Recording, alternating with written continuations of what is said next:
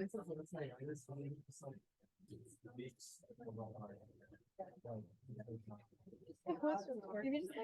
if we do like okay. All right, test. Hello. All right, what's up, everybody? Welcome to HuskyADAPT Design Team Launch Kickoff Event. We are so excited to have all you guys here. This is a huge turnout. We're really excited about this year, and we just wanted to go ahead and get things started with the agenda. Is that right? Yeah, Right, that's cool. right. Cool. So first we're going to start, actually before one, we're going to have a 0. We're going to start with icebreakers, and then we'll go into design chair introductions, and then we'll talk about what our design teams are and what they do. And then we'll move on to our design challenges and have a little brainstorming session. Cool. So we'll have everyone turn to whoever's sitting close to you and share your name, pronouns, year, major. And the question for today is your favorite Taylor Swift song. Or if you don't listen to Taylor Swift, which is okay, then the most boring fact about you, which that could be it. And yeah, please stay home if you have COVID symptoms. Like, I just want to briefly touch on that. If you're not feeling well, please wear a mask. And yeah, let's just do like a quick share out with people sitting next to us. I didn't choose my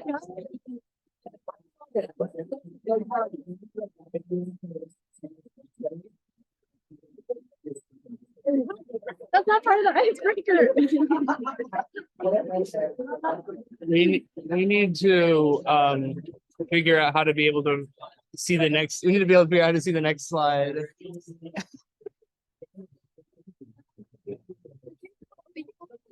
It's fine for now. I don't. We'll be okay. Can you get everyone's attention? Yeah. I don't want to. How long are we gonna let them talk for? 6:08.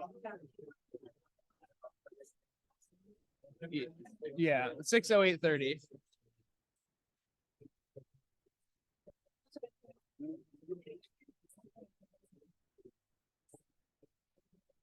The next thing is introductions, right? I'm not like enchanted. It's pretty good. Well, this stream will go having a hard time.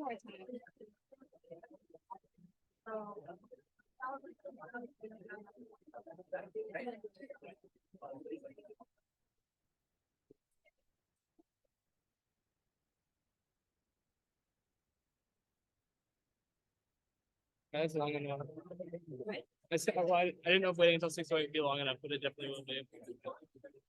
It's not fair. Everything I say is on the record. I know.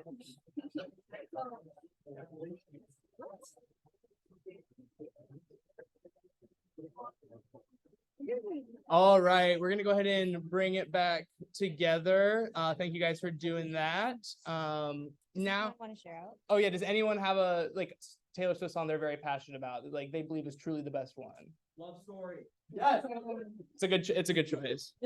Okay, cool. Now we're gonna get to spend a little bit of time getting to know each of us. We are the design chairs. We are the ones that are going to be kind of leading the design activities throughout the course of the year. I guess I'm talking, so I'll go ahead and introduce myself. My name is Zane. I am a 4th year here at the UW, obviously in HCDE with a minor in disability studies. And we're also sharing our favorite song. So my favorite Taylor Swift song is Getaway Car. A little bit of a deep cut, but my favorite. All right, I guess I'll go next. My name is Mishti. I use she, her pronouns. I am a junior in HCDE, and this is a really hard one. I think mine is probably style. Yeah. Hi everyone, I'm Neha. I'm a sophomore in bioengineering. Honestly, I had to scroll through the Taylor Swift playlist to find this, but I would have to say, oh, Enchanted. Yes, that's what it was. Yeah, Enchanted. Yes. So obviously we wanted to take a little bit of time. We touched on this a little bit last week for those of you who were able to join us for the HuskyADAPT kickoff event. But we want to take a little bit of time right now to kind of get everybody up to speed on what the design teams do, and more specifically kind of share a little bit about some of our previous projects. The design teams are a really unique aspect of HuskyADAPT that is a year-long challenge where you will be assigned to a specific design challenge that for a different group in our in the community, whether that be in the university or in the greater Seattle area. And you will work with needs experts and your fellow students over the course of the year to plan, develop, and ultimately create a prototype for one of these challenges. So we kind of wanted to share some of these previous ones. I'll go ahead and talk about over here. This is me and my team from last year. We got the opportunity to work with Seattle Adaptive Sports to create a system that could be used to transport a sports chair, like a basketball wheelchair, in conjunction with a day chair. Typically, that's something where you just have to push the sports chair in front of the day chair. That has been the plan up to this point. And we worked with them over the course of the year to develop a system where you could combine the two chairs and navigate together as one unit. So that was kind of where I got to lend my expertise to last year. I can go next. So this is my team right here. I worked on an accessible card dispensing mechanism, and our client was a middle school girl who had motor impairment, so she couldn't hold the cards and play them efficiently and independently. So we created this device so that she can play card games with her friends independently without feeling any sort of frustration. And please ignore like the huge mess of wires to the side. All right. This is my team. I worked with the experimental education unit on campus, which if you don't know what that is a school that largely caters to disabled students. And so they work a lot with play opportunities, but they're currently in a temporary space, which means that there's not a lot of play going on and not a lot of opportunity or room for that play to happen.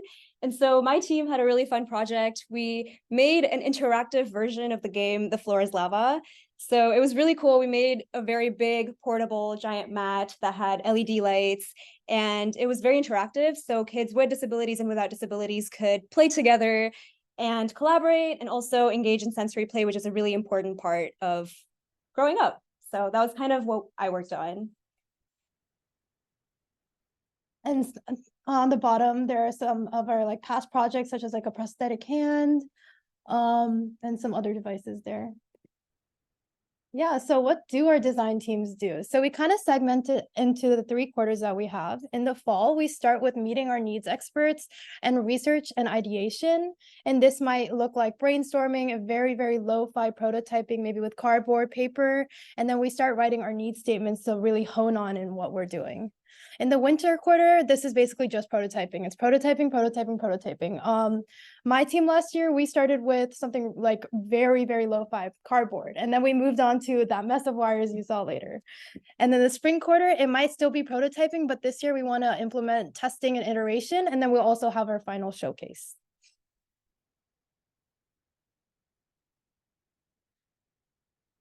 Cool.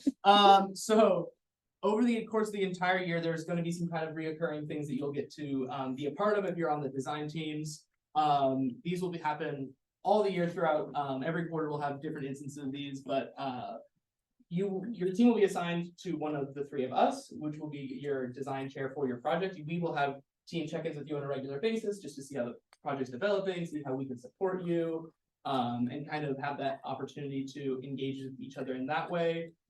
This, of course, will happen alongside of, or in addition to your prototyping sessions, which will be the times that your team gets all together to work on your project, come up with the solutions, how you're going to implement them. This is the most hands-on portion, is when you're doing the physical design, figuring out what's going to work and what isn't. Every quarter, we also pride ourselves on having the quarterly design showcases, which is an opportunity for you to present your progress up to that point on your project to all of the other HuskyADAPT teams, as well as industry professionals that we bring in, and professors here on the UW's campus. There's all kinds of people in our community that want to see what you guys are doing over the course of the year. And so those quarterly design showcases are a really good opportunity to do that. And we like to promote those both internally and externally. And finally, of course, we will have our workshops for the rest of this quarter. They are going to be weekly, not starting next week, but the week after. And then for the spring and winter quarters, they will be bi-weekly. So once every 2 weeks we'll meet for those. And that's a good opportunity for you guys to learn skills that will help you with your prototyping process, whether that be CAD, 3D printing. Early on, we're going to do things like learning how to prototype, learning how to ask research questions. And that's just like kind of where the skills portion of this club comes to, and we can do like the industry standard things. And also one more thing that is not on here, but we're new for this year, is we're gonna do tag ups where you will meet with just another team and you guys can present to each other. Like your team will present to a different team, and we will have like a kind of critique period. So that'll be a cool opportunity for you guys to get to see what other projects other teams are working on and contribute in that way. Okay, yeah, so now everyone's been waiting for, we're gonna start to reveal our teams. Or our design challenges, sorry. So Zane, you wanna start? Yeah, sure. So the first project that we are excited to bring out this year is the idea of the wheelchair umbrella. So for individuals who use powered wheelchairs, there's a big problem with using that in combination with an umbrella. That is, of course, a big problem here in Seattle, where it rains 358 days a year. This is a really unique challenge because there's lots of different parts of it. On the first hand, just talking about an umbrella, typically they are very difficult to open and close. They have small buttons, and that can be difficult to use. Additionally, they're frequently not as big as they need to be for these chairs.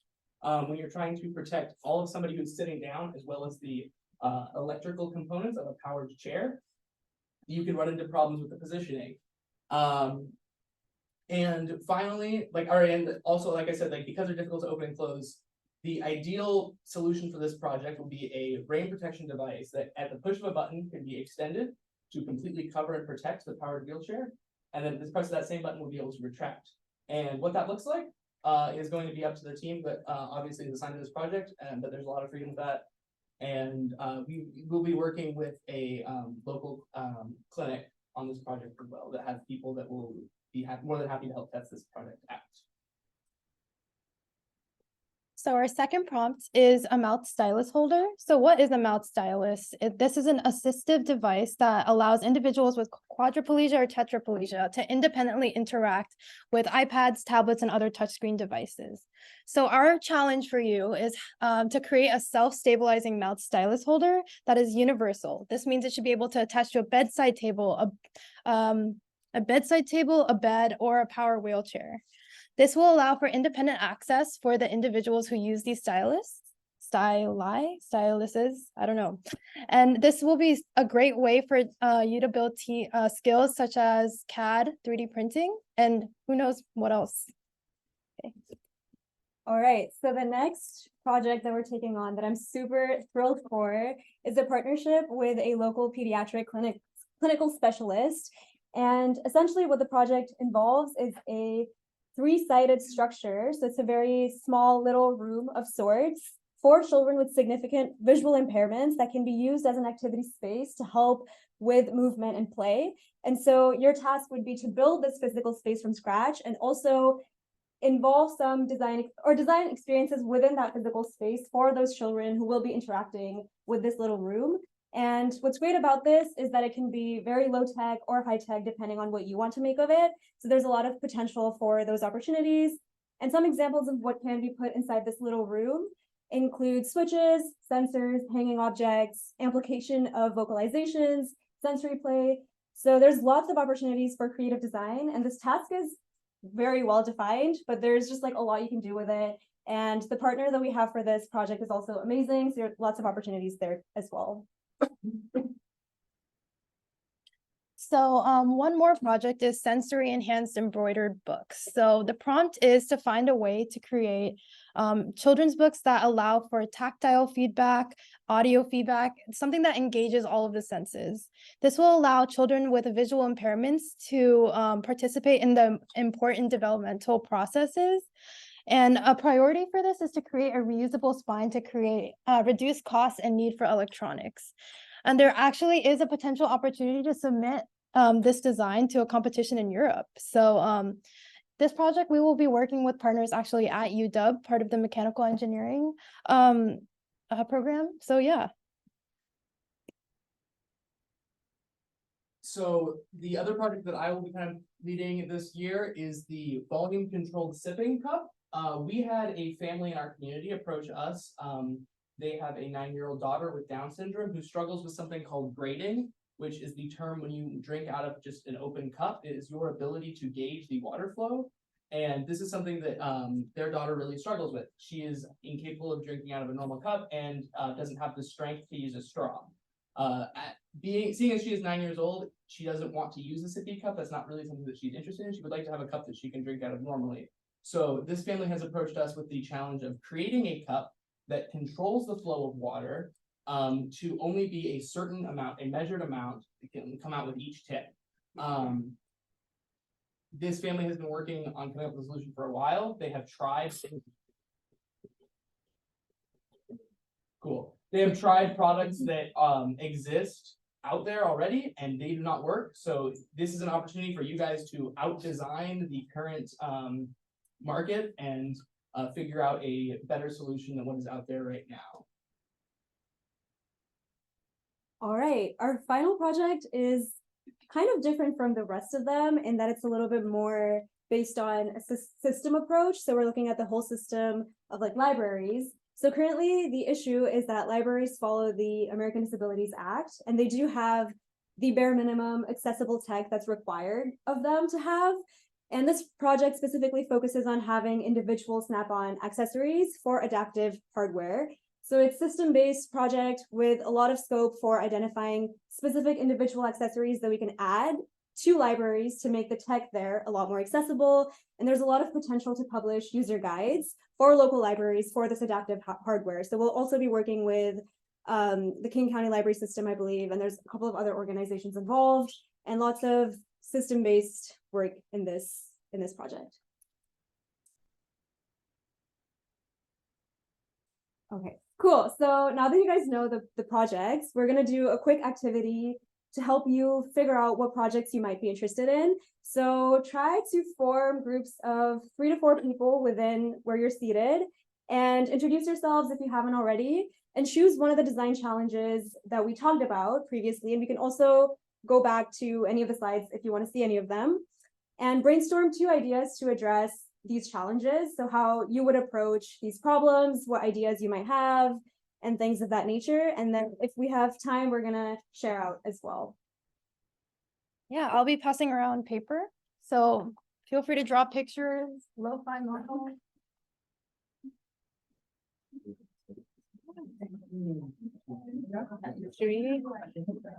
Here. Yes. Oh yeah. We also are kind of moving that paper. So maybe you can pass that. I don't know. You're gonna one song. Okay, use like.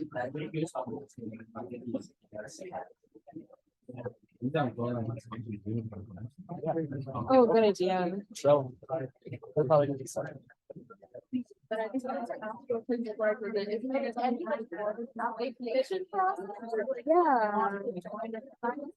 Yeah, there is. So there's a QR code for the design application. Of course.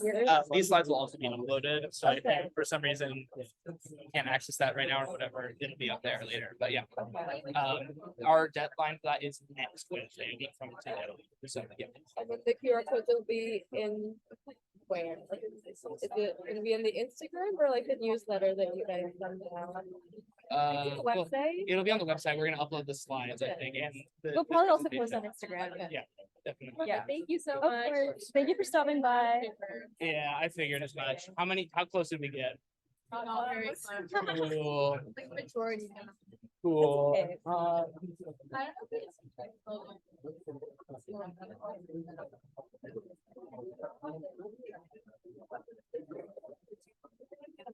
if it's no paperwork. Girl.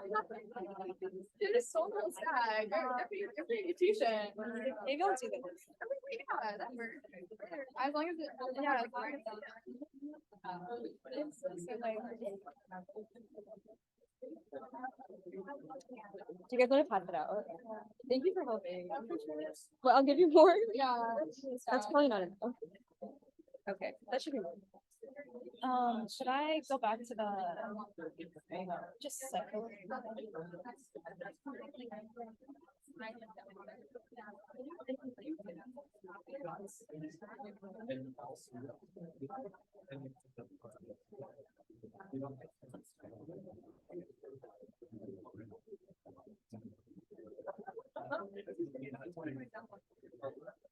I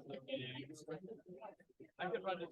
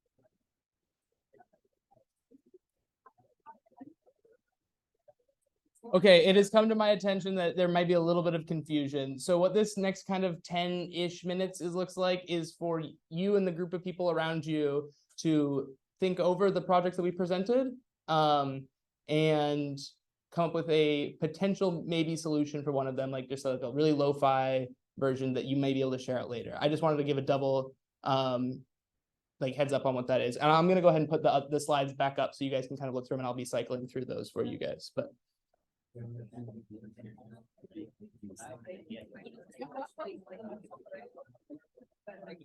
That's very good.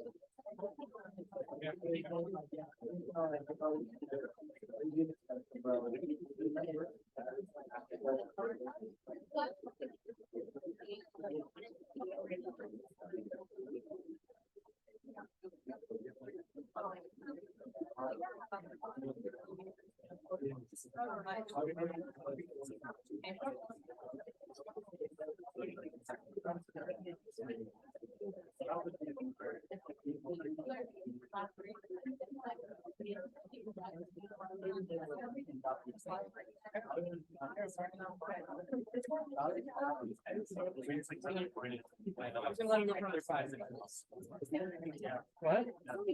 Yeah. You think so? How many teachers you got?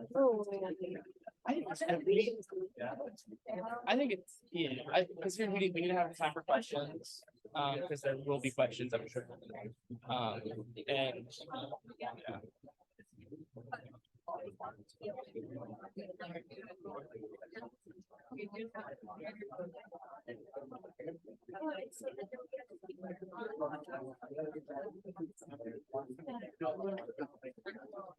Well, I have a question. yeah, we should.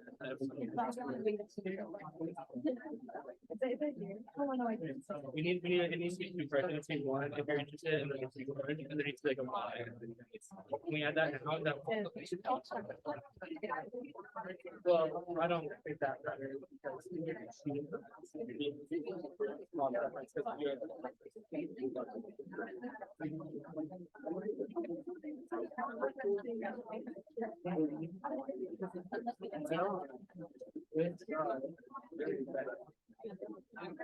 I didn't really like campus.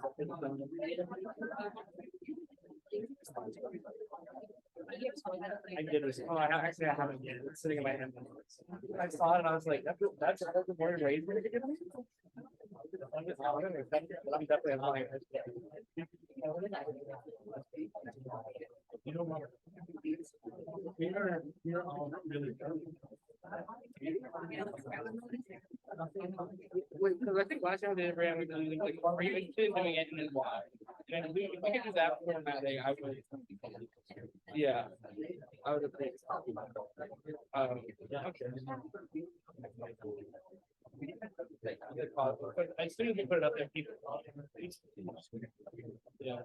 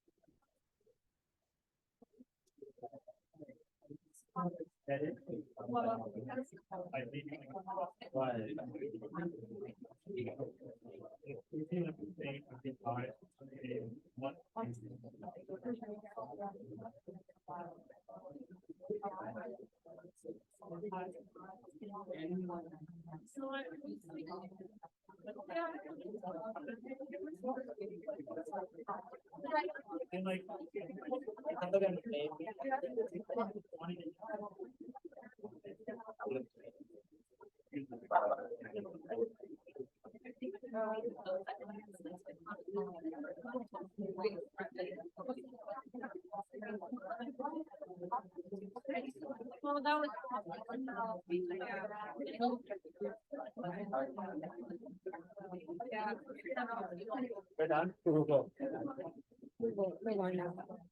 Cool.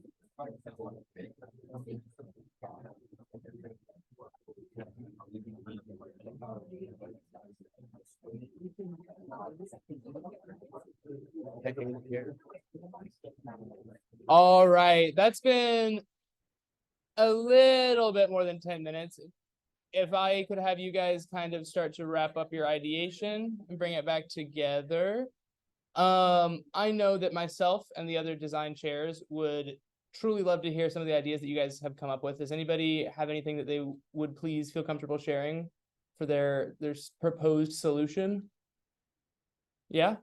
For the umbrella wheelchair, Mm-hmm. we thought of an idea where on the back of the wheelchair, you could have like a, I guess, extremely magnified, basically toothpick umbrella where a button will automatically push it up and it extends outwards. So then once it's not being used, it's just contracted all down to like a circle, like a line essentially in the back of the wheelchair. Very cool. Yeah, in the back. Right, you're right there. Sorry. Yeah. Oh, so we were also for the wheelchair umbrella, we were thinking along the lines of how, baby strollers have sunshades on them. Something that would contract in a similar like origami style, like fold back, and it would be probably like the width of the chair. But up, not that way. We were still thinking of how you would automate that kind of folding. Something as simple as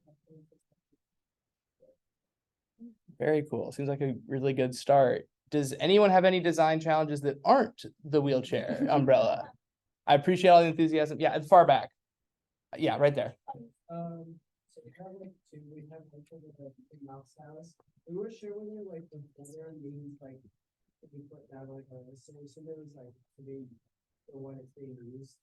And we kind of come up with like an idea where we noticed that a lot of the mouse styluses, they tend to be just held in the mouth, but they have to use like their neck and the head tap like use the motion. So we thought maybe like using their tongue and having a place where kind of like it can pivot within their mouth, like having like a mouthpiece where it can pivot and then they can push it forward and backwards with their tongue like in directions. That was the idea. And then also for the cup, we're discussing like two different options with this, whether like they have like the strength to kind of like squeeze it or whether it needs to be kind of like a flip based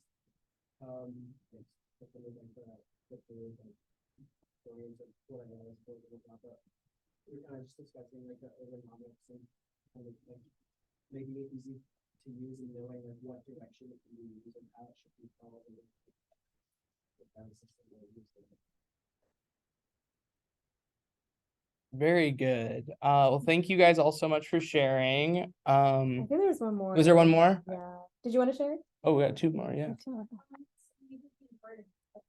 And we were talking about different things that could apply to the senses, so maybe something voice activated, something you can listen to.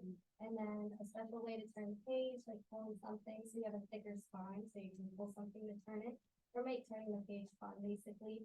And then vibrating, so you can hear music or sounds, but you can also feel it. And then maybe something like a bop it kind of, so something in like a certain sequence that makes reading fun.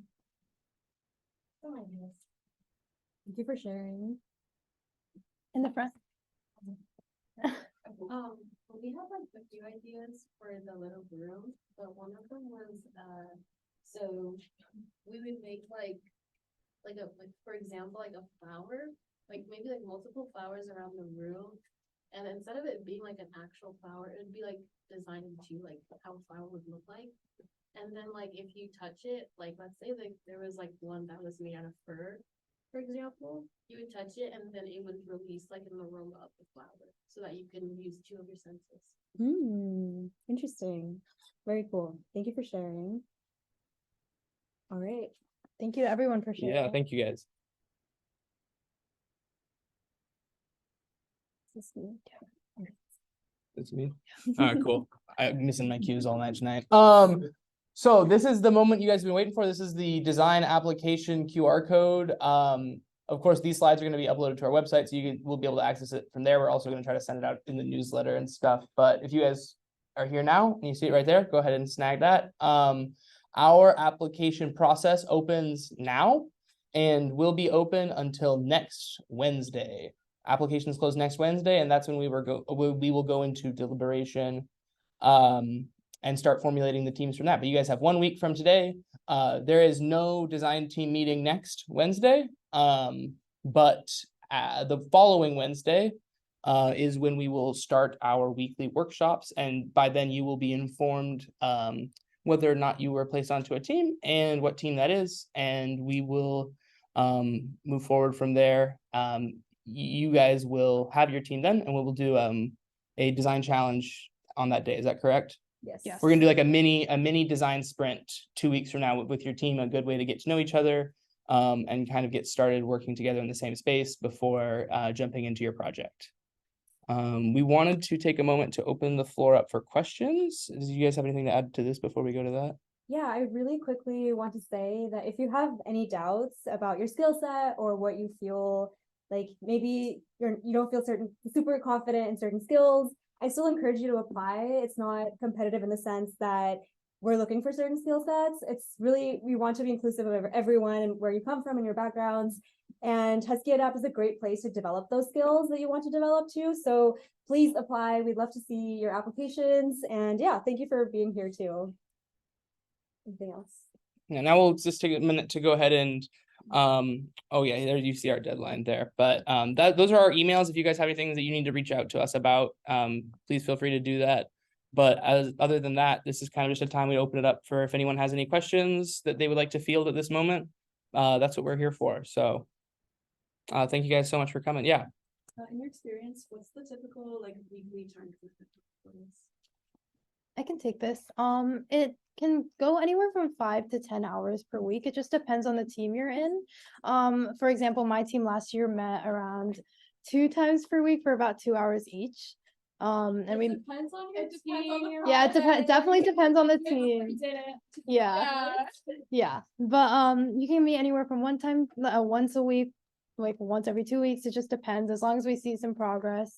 Yeah. I would also say it varies quarter to quarter. So usually fall is a little bit more flexible in that you're just doing a lot of research. And then winter and spring is a lot more work in the sense that it's a lot of like prototyping. And that could look like being at the mill for a couple of hours every week. So yeah, I think it varies a lot quarterly too.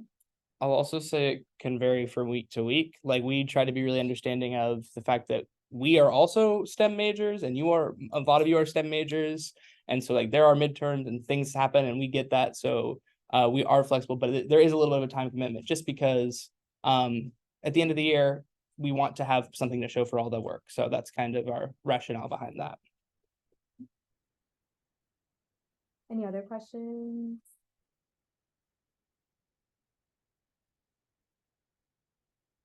We'll also be uploading the link to our application on our link tree. And don't forget to follow our newsletter and follow our Instagram as well. We'll be posting updates on there. Yes, How many people are on a team? it's around 5 to 6, and as we said, there are 6 teams.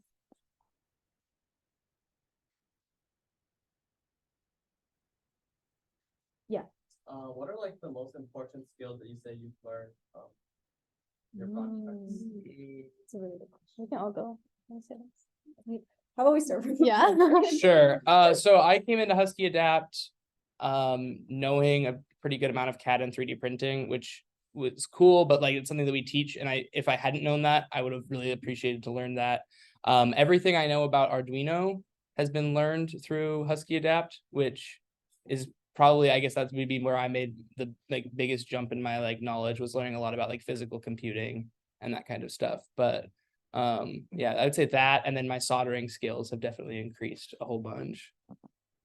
Yeah, same here for me. I learned all of my Arduino skills through HuskyADAPT, same with soldering. And I think just like by doing, it's like the biggest way to learn. So just don't be afraid if you don't know how to do something. You'll definitely learn how to do it here, and you'll have the opportunity to practice and develop that skill. I think both of you guys did a great job covering the hard skills. I want to talk a little bit about the soft skills, which I think are equally important. I learned a lot about teamwork and how accountability plays a role in terms of like collaborating. And I also am like an HCDE major, so a lot of like my project involved user research and things of that nature. So I felt like I was working directly with a client to understand their needs and then prototype. And during that process, a lot of collaboration happened. So a lot of soft skills and leadership skills are also something that you'll be learning a lot as you go. And you'll definitely become very close to your team as well, because it's a shared experience throughout the year too.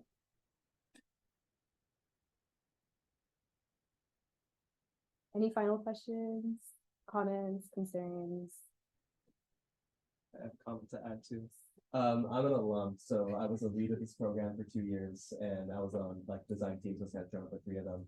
No, that wasn't the right way to say it, but anyway, from being an engineer in industry, I feel like something that's really underrated about HuskyADAPT, but we actually put a lot of work into, well, not we anymore, they try to put a lot of work into organizing, is understanding your customers and how to systematically go about defining a design problem and approaching it in a way that not only helps like you and like what you have in your mind as a problem, but also the user themselves. Because if you're the engineer, designer, etc., you probably don't represent your users. And so like if you want to go into like work as an engineer, a designer, a consultant, heck, even in a hospital, like as a clinician or nurse, etc., you need to understand how to kind of get out of your own mind and responsibly deliver a solution to whoever your client might be. And like, if I didn't do HuskyADAPT in sophomore year and then throughout, I probably wouldn't have learned as well as I do now. And I use that skill every day in my job right now. So yeah. Apply. Thanks. Yeah, so thank you everyone for coming today. We're very excited to look over your applications. Remember, they're due by October 18th, 11:59 p.m. So yeah, thank you again. And if there are any further questions, we'll be here for a couple minutes.